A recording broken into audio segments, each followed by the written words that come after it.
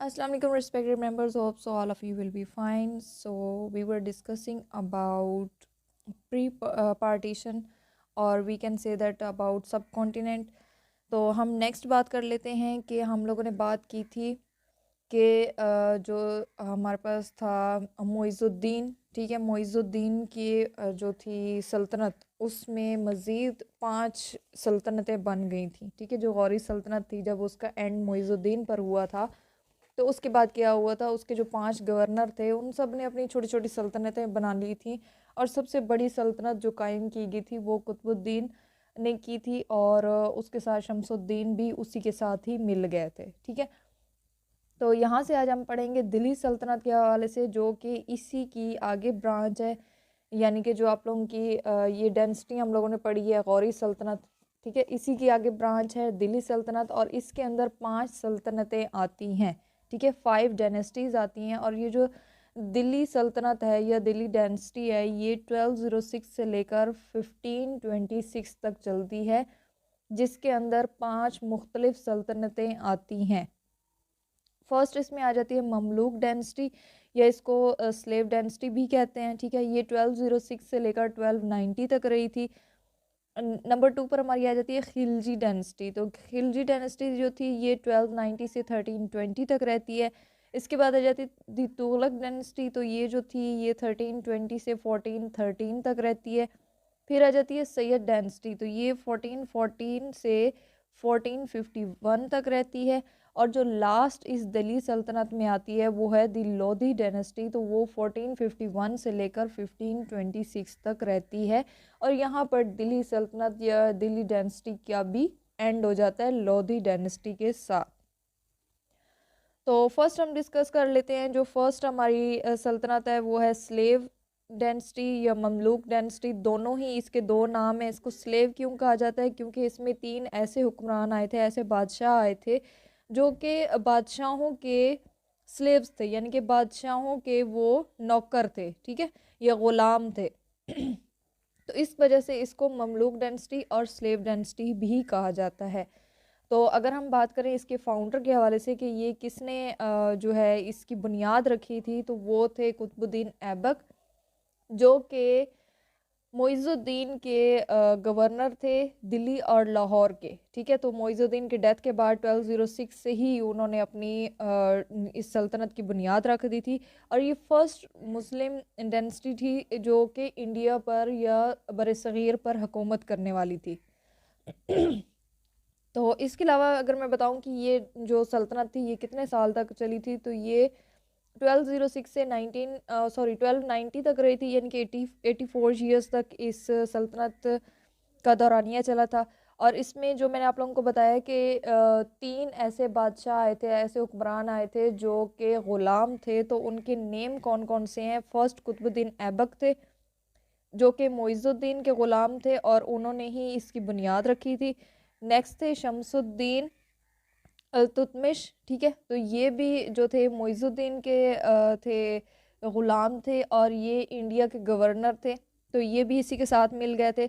और उसके बाद आ जाते हैं ग़ियासुद्दीन बालबान, ठीक है। तो ग़ियासुद्दीन बालबान भी एक स्लेव था जो कि बाद में किंग बन गया। तो इसके बाद जो है डेथ हो जाती है कुतुबुद्दीन ऐबक की। वो उसने सिर्फ 4 साल ही रूल किया था, 1206 से लेकर 1210 तक। और उसकी डेथ जो होती है वो पोलो खेलते हुए होती है, यानी कि पोलो खेलते हुए वो घोड़े से नीचे गिर जाता है और उस वजह से उसकी डेथ हो जाती है, ठीक है। तो इस अगर हम स्लेव डायनेस्टी की बात करें या ममलूक डायनेस्टी के हवाले से अगर हम बात करें, तो इसमें 10 बादशाह आते हैं। 10 बादशाहों ने इसमें हुकूमत की है। और जो सेकंड बनते हैं वो होते हैं शमसुद्दीन अल्तुतमिश, ठीक है। और उन्होंने 25 साल तक इस पे हुकूमत की होती है। 25 साल तक वो हुकूमत करता है, 1211 से लेकर 1236 तक, ठीक है। तो ये 25 ईयर्स तक जो है ये रूल करता है। ये जो शमसुद्दीन होता है ये कुतुबुद्दीन ऐबक का ग़ुलाम भी होता है और उसका सन इन लॉ भी होता है, ठीक है। तो इसके 2 यानी कि उसके साथ रिलेशनशिप्स होते हैं। और ये वाहिद ऐसा होता है हुक्मरान जिसने स्लेव डायनेस्टी को बहुत ज़्यादा मजबूत बनाया होता है, ठीक है। तो इसके बाद जो है इसकी बेटी इसकी जब डेथ होती है तो उसके बाद ये होता है ना कि अगला बादशाह कौन बनेगा। तो इसके दो बच्चे थे, एक बेटी थी और एक बेटा था। तो बेटा जो था वो कुछ नाअहल होने की वजह से जो ये सुल्तान था शमसुद्दीन, इसने कहा था कि मैं बेटे को नहीं बल्कि अपनी बेटी को जो है अगला सुल्तान मुकर्रर करता हूँ।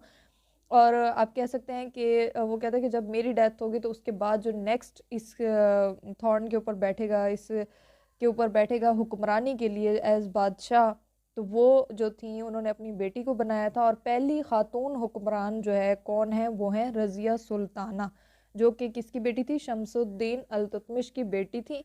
और रज़िया सुल्ताना ने जो है 1236 से लेकर 1240 तक इसने हुक्मरानी की थी। और ये अपने भाई बहराम की जगह पर इसको हुक्मरान बनाया गया था, क्योंकि इसका भाई जो था वो नाअहल था एज अ किंग। ठीक है। तो बाद में जो है इस रज़िया सुल्ताना को मरवा दिया गया था और बहराम दोबारा से जो है वो किंग बन जाता है, यानी कि अपनी बहन को कत्ल करवा के वो खुद किंग बन जाता है। ठीक है। तो इसी तरह से अगर मैं बात करूं कि जो नेक्स्ट रूलर है, नेक्स्ट कौन से रूलर हैं जिन्होंने एज अ स्लेव रूलर जो है नेक्स्ट, वो हम लोगों ने पीछे पढ़ा है कि कौन से थे, बालबान यानी कि गियासुद्दीन बालबान जो थे वो थर्ड स्लेव रूलर हैं, जो पहले गुलाम रहे और बाद में बादशाह बन गए।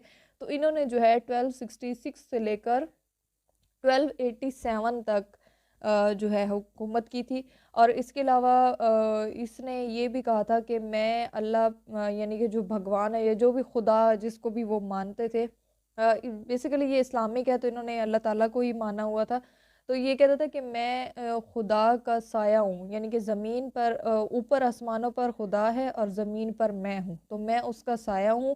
तो कोई भी मेरे दरबार में आए तो वो पहले घुटनों पे झुकेगा, नीचे ज़मीन पर माथा टेकेगा जैसे सजदा होता है।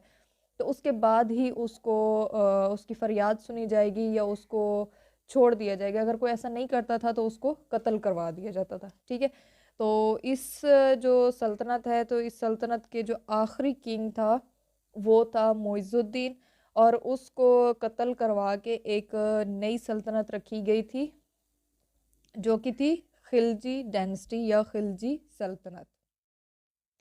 नेक्स्ट हमारे पास आ जाती है दिल्ली सल्तनत की दूसरी सल्तनत जो कहलाती है खिलजी डायनेस्टी। तो ये 1290 से 1320 तक ये सल्तनत चलती है। ठीक है। तो इसके फाउंडर जो हैं वो हैं जलालुद्दीन खिलजी। और यहाँ पर चार सुल्तान आते हैं इस खिलजी डायनेस्टी में। और इसमें जो लैंग्वेज होती है, ठीक है, जिस तरह जो कौमी ज़बान होती है इनकी, वो पर्शियन रखी जाती है, यानी कि फ़ारसी इन्होंने अपनी लैंग्वेज मुकर्रर की होती है। ठीक है। तो जलालुद्दीन खिलजी के हवाले से अगर मैं बताऊं तो इसके दो भतीजे थे जो कि इसके दामाद भी थे। ठीक है।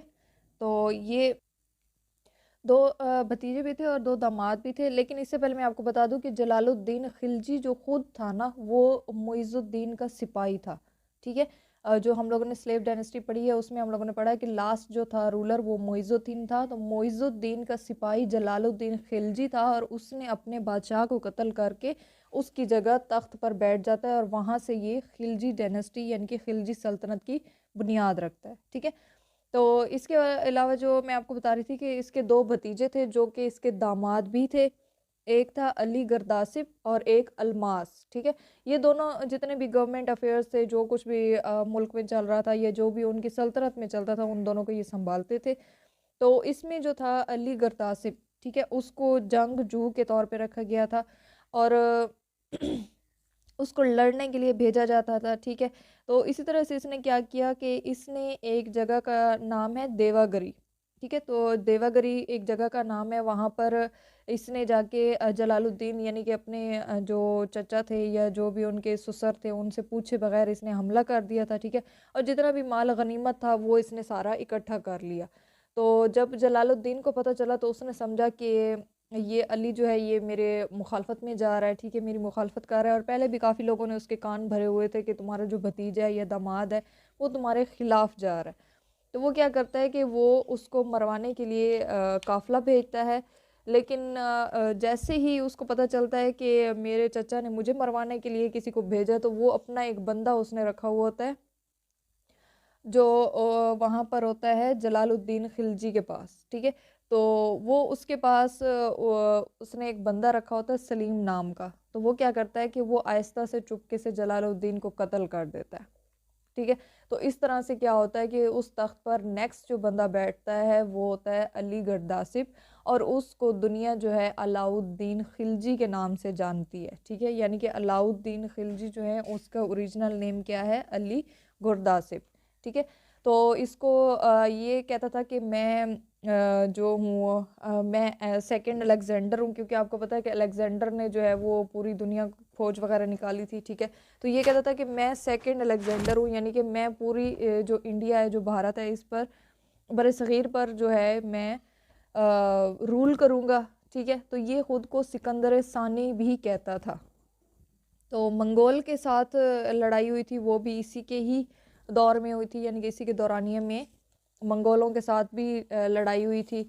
इसके अलावा इसने कुछ एक जो अहम फतूहात की थी, तो वो ये थी कि इसने गुजरात का जो एरिया था उसमें 1299 में इसने फ़तह करके वो अपना हिस्सा बना लिया था। चित्तौड़ का इलाका था वो 1303 में इसने अपना हिस्सा बनाया। मलावा था 1305 में उसको उस पर अटैक किया।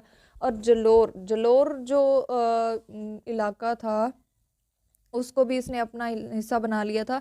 और जलोर जो है वो गुजरात और बॉम्बे मुंबई के दरमियान का इलाका आता है, वहाँ पर उसको जलोर कहते हैं। तो वो भी इसने अपना ही हिस्सा बना लिया था।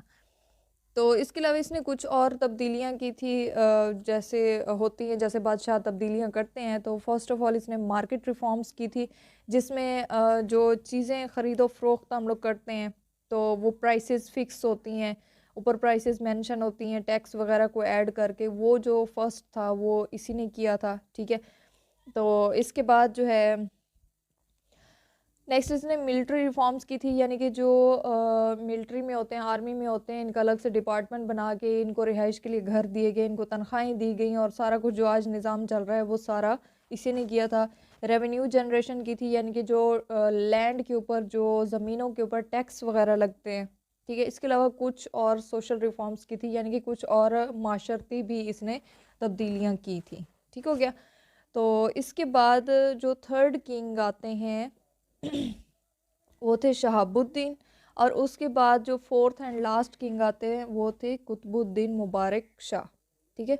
कुतुबुद्दीन मुबारक शाह जो है वो इसका आखिरी बादशाह था, और उस वक्त तक जो खिलजी सल्तनत थी वो बिल्कुल कमज़ोर हो चुकी थी। तो यहाँ पर एक जंग लड़ी जाती है जिसे जंग सरस्वती कहा जाता है, और ये जंग जो है 9 जुलाई 1320 में लड़ी गई थी, ठीक है। और यहाँ पर ये जंग जो थी कुतुबुद्दीन मुबारक शाह और गयासुद्दीन के दरमियान लड़ी गई थी, जिसकी वजह से गयासुद्दीन जीत गया था, और उसने यहाँ से तुगलक सल्तनत की बुनियाद रखी। जी, तो हम अपनी नेक्स्ट डायनेस्टी के हवाले से बात करते हैं, जो है तुगलक डायनेस्टी। तो इसके हवाले से अगर मैं बताऊं तो ये 1320 से 1413 तक ये सल्तनत जो है ये चलती है, इसका दौरानिया बनता है।